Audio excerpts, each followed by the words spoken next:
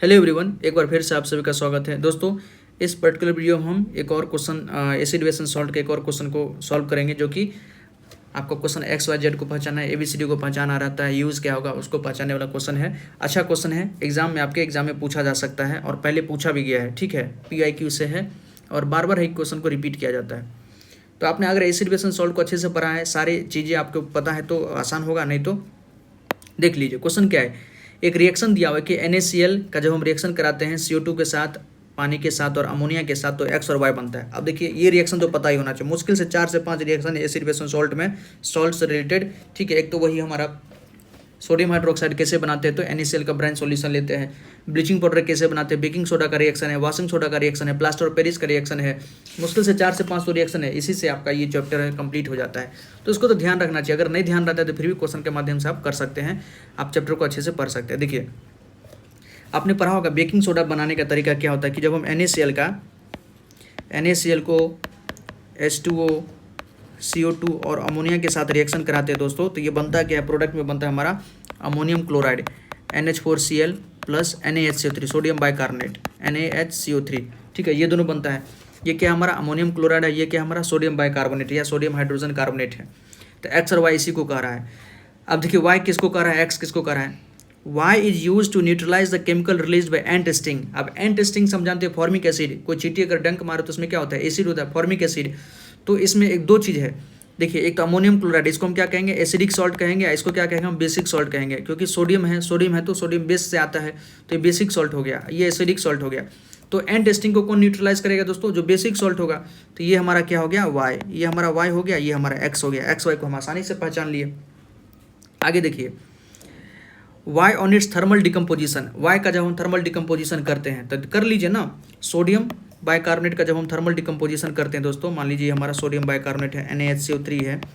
इसका जब हम थर्मल डिकम्पोजिशन करते हैं, मतलब हीट जब इसको करेंगे, जब हम इसको हीट करेंगे तो क्या बनेगा, sodium carbonate Na2CO3 plus H2O plus CO2, H2O plus CO2 बनता है। ठीक है, क्वेश्चन क्या कर रहा है कि Y on its thermal decomposition give a salt Z. एक सॉल्ट देता है जो क्या है कि जिसका फॉर्मूला जेड है, तो जेड ये हमारा हो गया जेड।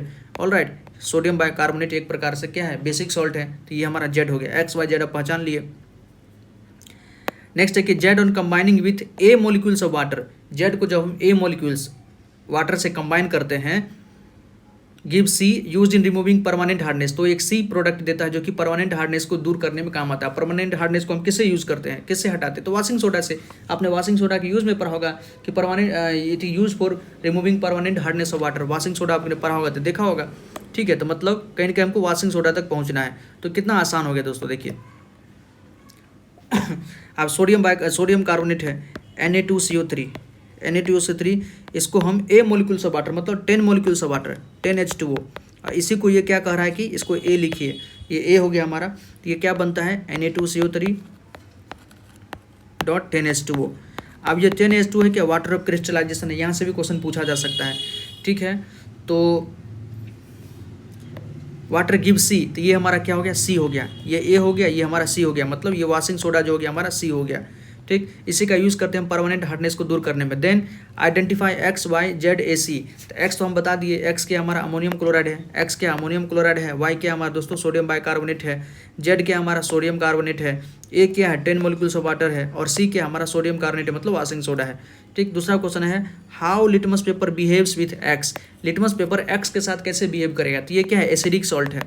यहाँ से सॉल्ट से भी क्वेश्चन पूछ लिया गया आपको कि एसिडिक सॉल्ट के साथ लिटमस पेपर, तो ब्लू लिटमस को रेड कर देगा। एसिड क्या करता है, ब्लू लिटमस को रेड कर देगा, तो ब्लू लिटमस को रेड कर देगा, याद रखिएगा। ठीक है, ब्लू लिटमस रेड हो जाएगा हमारा। Write two uses of X. X का दो यूज लिखना है। अमोनियम क्लोराइड एसिडिक सॉल्ट है, एसिडिक सॉल्ट का यूज़ कहाँ कर सकते हैं, तो जहाँ हमारा मिट्टी मान लीजिए बेसिक हो गया, या कोई चीज़ बहुत ज़्यादा बेसिक हो गया, उसको न्यूट्रल करना है, तो वहाँ पर एक यूज़ कर सकते हैं। न्यूट्रलाइज करने के लिए, बेस को न्यूट्रलाइज करने के लिए यूज़ कर सकते हैं। दूसरा यूज क्या, अमोनियम क्लोराइड है, इसका यूज फर्टिलाइजर बनाने में होता है। अमोनिया का जितना ये प्रोडक्ट है, फर्टिलाइजर बनाने में इसका यूज हो सकता है। तो दो यूज़ हो गया। Write two uses of Y. Y क्या हमारा सोडियम बाइकार्बोनेट है। सोडियम बाइकार्बोनेट का दो यूज़ क्या है, as a antacid.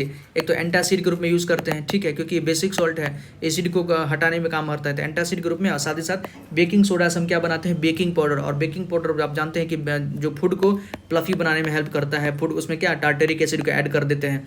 Tartaric acid को जैसे ऐड करते हैं तो जब फिर खाना बनाते हैं तो CO2 रिलीज होता है, तो एक तो उसका अच्छा खासा स्मेल भी हो जाता है, और क्या कहते हैं कि टार्टरिक एसिड हमको एक फूड का जो एक अच्छा खासा स्मेल भी देता है, क्योंकि ये बेसिक सॉल्ट है। बेसिक सॉल्ट का बेस है कैसा, तीता होगा, बिटर इन टेस्ट होगा, तो बिटर टेस्ट को दूर करने के लिए टार्टरिक एसिड ऐड करते हैं।